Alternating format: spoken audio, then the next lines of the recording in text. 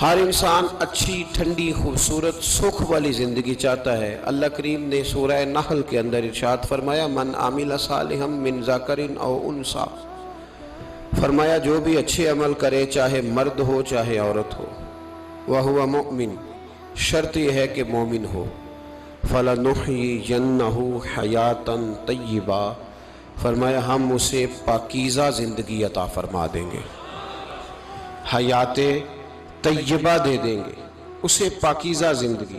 شرط کیا ہے؟ من عاملہ صالحہ، نیک عمل کرے۔ کون سے عمل کرے؟ اٹھنا بیٹھنا کھانا پینا چلنا سونا جاگنا محتاط ہو اس کا، وہ نیکی کرے۔ قرآن پاک کے لفظوں کے حسن پر غور فرمائیے گا، فرمایا فَلَنُحْيِيَنَّهُ حَيَاةً طَيِّبَةً، ہم ضرور اسے پاکیزہ زندگی عطا فرما دیں۔